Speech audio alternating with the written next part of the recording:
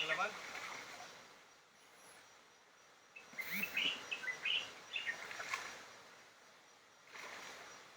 Ito lang ang nahuli natin. Saka may kunting alimango. Itong ating panungkit. May ilang alimango. Mga magtatawid. So ayan. Ito mayroon pang isa. Malaki kaso kulang ang sipit. Ito yung isa. Ito ang legit na babae sa alimango. Kung mapapansin nyo, bilog na bilog. Kasi may alimango na ganito rin ang kulay ng tiyan. Kaso, patulis ang tiyan niya. Yun ang bakla, kung tawagin. Yun ang mahal. Ito, mahal din to. Pero hindi siya nalaki, gaano. Ito palang pinagkaiba. Yan. Kung makikita mo, yung tiyan niya, medyo maitim din. Medyo malapad, pero ito yung bakla. Ito, lalaki, sobrang tulis. Malaki. Mantatawid. Tapos ito, pulahan, native. Pulahan din na native. So ito, isa, napakatapang. Pulahan, bakla. Yan. Yan yung palatandaan yung stripe niya sa tiyan. Pero minsan yung bakla, pag mas malapad pa dito. Yan, ito yung mga huli natin. So aakyat muna natin. Tapos may isda tayo na kung tawagin ay palo o burarog.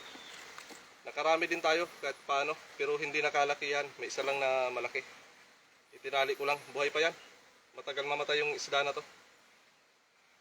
Ayan. Dati di ko alam to. Pinapakawalan ko lang.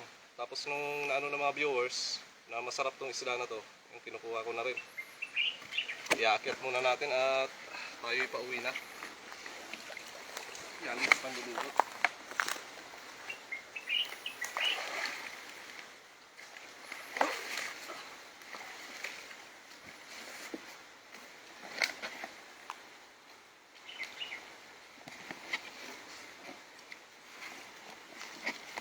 Shout out sa mga viewers natin. Dito tayo, balik tayo dito sa ating paboritong pwesto.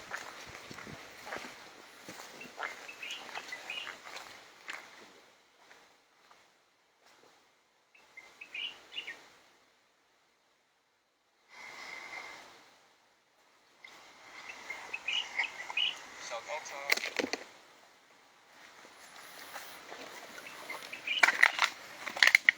Shoutout po sa 3 viewers natin sa matyagang panonood ng ating live.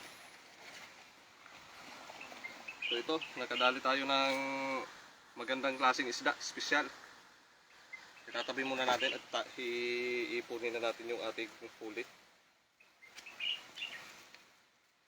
Nakarami din tayo, kahit pa paano meron. Ito isang mantatawid.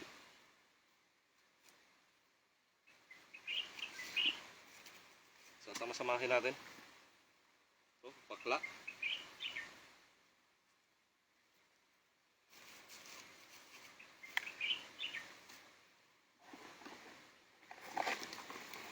Yan, napakalakas pa. Halatang bagong huli lang. Ganyan yung alimango pag mataba. Talagang pag pumiglas, malakas. Kahit nakatali na. Pag umabot na ng ilang araw, matamlay na yon. Yan, ito, pinahirapan tayo magtali nito.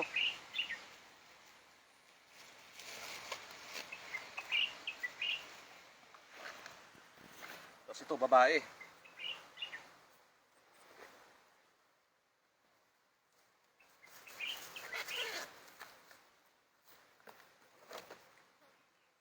Yan, bakla.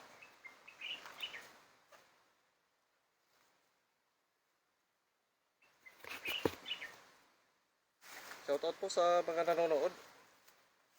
Magandang hapon sa inyo. Tayo ay naglilibang pa rin. Libangan na may kabuluhan.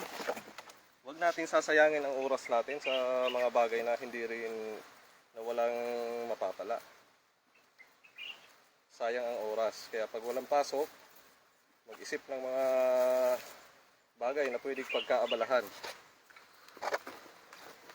Ito, yan o. Ito yung pinaka-paborito kong alimango, yung mga ganto. So, pag ganto, matamis ang laman. Ibang-iba ang lasa. Madalang kasi alagaan to sa mga fish pond yung ganto. Gawa ng matagal sa lumaki. So, bukod sa ano natin, sa alimango, may isa pa palang alimango dito na maliit. Nasama.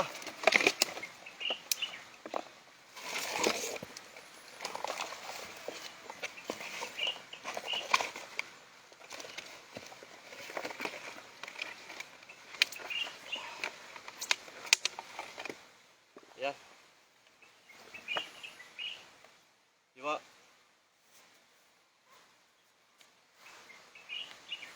Ito yung masakit mga gat. Yung gantong klase alimango ito. Ito yung sinasabi kong bakla. Yan, ito ang totoong bakla. Yung tiyan, medyo malapad, maitim, tapos may tulis dito sa dulo. Papakawalan natin to kasi maliit pa. I-release natin. Lalagay natin to dito sa ating spot. Yan. Malaya ka na. Balik ka na dyan. Sa susunod, makahuli din kita. Pakita mo yung spot natin. Napakaganda. Healthy mangroves yan. Shout out kay paring Ernie sa Monte Candelaria ng Bicol. Maraming salamat sa panunood. Ipapakita natin yung iba nating huling tilapia. Ito yung hybrid na tilapia.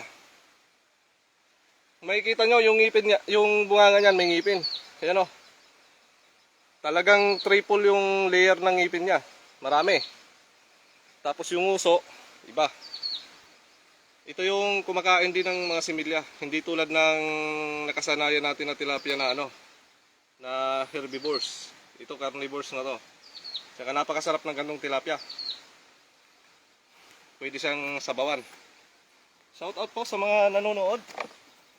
At ito na ang ating huli. Yan. Sana patuloy nyo kaming suportahan sa aming libangan. At ito, marami ang naputol na sipit sa ating pandudukot. Sa pagdudukot kasi, may naiwan pa pala na isa. Ito. Pulahan. Legit na pulahan. Isama muna natin. Muntik nang maiwan.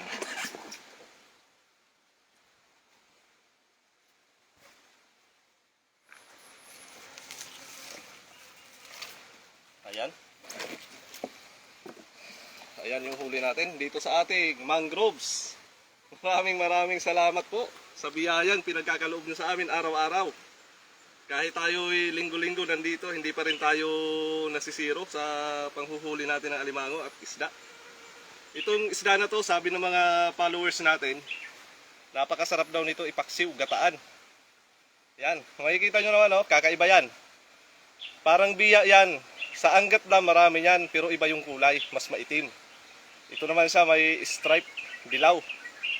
Tapos itong alimango natin, iba't ibang uri yan.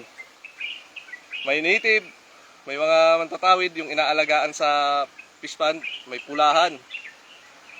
Tapos may bulik din. Tapos ito yung mga sipit na naputol. Marami. Kasi hindi pa naman tayo ganun ka-expert sa paghuhuli. Baguhan lang din. Pero kahit pa paano nakakahuli. Tapos yung gamit natin na pangdukot, ito. Isang stainless na alambre. Ito na pwedeng ibaluktot. Yan. Kasi pag yan, nababaluktot yan. Kasi pag baluktot ang butas, pag paliko, pwede siya ibaluktot. Ililiko mo din siya. Ganyan. Kaya ito, hiningal ako, napagod ako. Napakabigat na nitong huli natin. Merong ano to, mga 3 kilo. Itong isda, iba-ibang tawag sa Quezon Province, palo. Sa Bicol, iba din ang tawag niya. Sa Mindanao, iba din, banag. Iba-ibang tawag pero iisa lang yung ano, isda. Marami din pala sa ano nito. Kahit saang sulok ng Pilipinas na nahuhuli ng ganito. Dito sa spot natin, kung makikita nyo itong spot natin, maliit lang to. Pero ito, makikita nyo. Pero pinapasok yan ng tubig alat, direct. Makikita nyo green ang tubig, napaka-healthy niyan. Pag ganyan, wala talagang chemical na pumapasok dyan kasi ang mga nakapalibot dito, puro fish pond. Yung tubig na fish pond dito rin kinukuha pag nag-high tide. Tapos pag naglo-low tide, dito rin sila. Nakikita nyo yung mga tubo na yan. Yan ang mga tubo ng fish pond. Yung nakalitaw na tubo, dyan pinapalabas ang tubig ng fish pond. Tapos may nakalubog yan. Doon din hinihigop. Kaya yung tubig dito napakalinis. Sanctuaryo kung tawagin sa mga alimango. At napaka-healthy talaga. Ang tataba. Ilang minutes ah. I-front muna ba yun? So.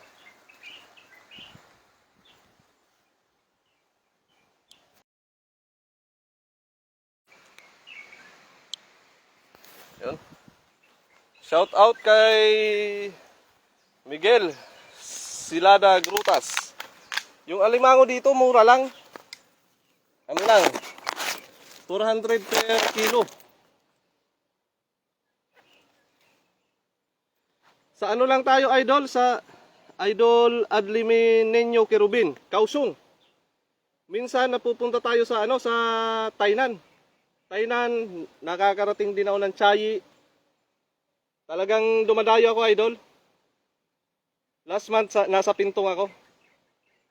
Lahat ng mga ano, lahat ng mga mangroves na pwedeng pasukan, pinapasok natin yan. Shout out po sa 11 viewers. Shout out kay Kimber Escanyo. Antayin mo na lang ako sa dorm, lulutuin natin to. Itong isda. Masarap to. Shout out kay Richmond Mandia. Shout out sa'yo pare. Kayo sir, ano, Sir Adliminenyo Kerubin, saan kayo dito? Pwede kayo sumama sa amin kung nakakapandukot din kayo.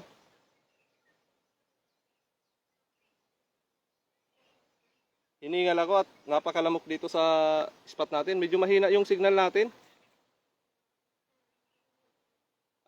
Nandito lang din ako sir sa Kausung. Tagagangsan lang ako. Marami dito sir. Talagang pag OFW ka dito at madiskarte ka, talagang ano, di ka magugutom. Sa ganyang huli, kahit pang 3 ulam na, 3 araw, plus may isda pa. Yung ganto. Napakasarap nito sir, kahit ano, yung sigang, prito, paksiw. Sayang naman.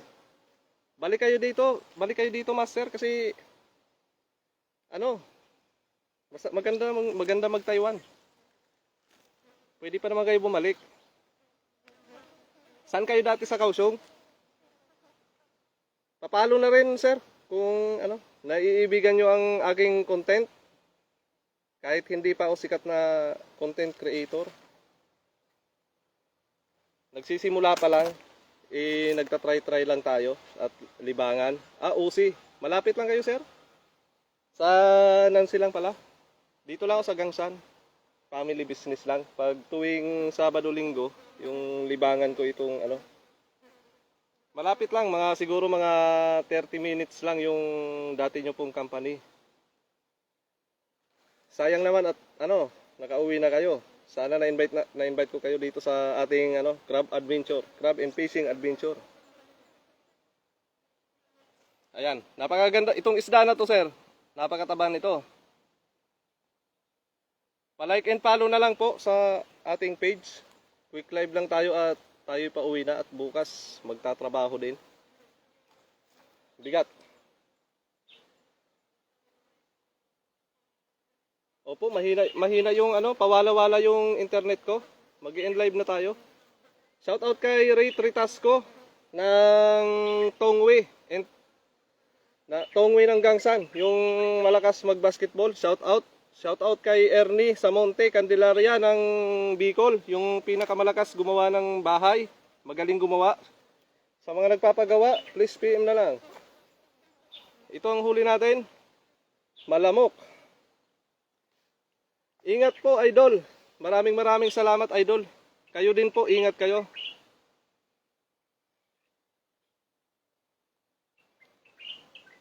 Ayan po.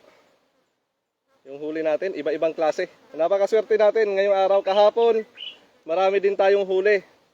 Ngayon, meron ulit. Kaya talagang pinagpala tayo. Di tayo pinapabayaan ng Diyos sa araw-araw nating adventure. Shout out po sa 11 viewers. Maraming salamat sa panunood. Maya-maya mag-i-end live tayo at tayo'y uuwi na. Ay sayang naman sir, no? At wala pa palang internet noon. Talagang tsaka medyo mahigpit pa ang Taiwan noon. Ngayon medyo maluwag na, nakakapagmotor na ang mga OFW dito ngayon. Tsaka maluwag na rin sa mga pagpipishing. Basta hindi ka lang overfishing at nasa tamang spot ka, pwede, walang magsisita sa'yo. Dito naman ay napakaluwag ng rules. Huwag lang aabusuhin. Maraming lamok. Maraming salamat sa mga nanonood. Mag-i-end live na tayo at tayo'y pauwi na. Ito lang ang huli natin sa mabilisan. Bali kalahating araw ko na hinuli to, dinukot, ganto.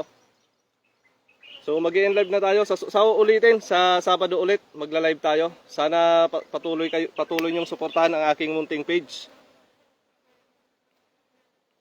Meron pa rin Sir Ernie Samonte ng mga healthy mangroves diyan sa Pinas. Doon sa lugar ng tatay ko sa Ticao Island, napakarami pang isda, talagang healthy. Matitino naman yung mga fisherman natin doon. Sa ibang lugar lang talagang medyo naabuso, pero sa ibang lugar, lalo na pating mga Visayas at Mindanao, talagang maisda pa rin, napakarami pa rin isda. Sa Metro Manila lang talaga yung medyo na abuse yung kalikasan natin. Pero sa ibang area sa Pilipinas, talagang untouched pa rin yung iba. Kasi doon sa probinsya namin, talagang marami pang coral reefs kahit sa gatuhod pa lang ng tubig. Kaya sanay na sanay tayo mangisda at manghuli ng alimango. Dahil dati rin tayong fisherman, anak ng fisherman. Proud tayo. Hindi natin kinakahiyayan. At yan ay marangal at diskarte sa buhay. Kaya kahit saan tayo mapunta, hindi tayo magugutom. At ngayon, pauwi na tayo. Anong oras na? At tayo'y mag-aasikaso pa. At tayo papasok na naman bukas. Maraming salamat sa uulitin. Thank you sa mga nanonood. Bye-bye. See you next Saturday. Thank you.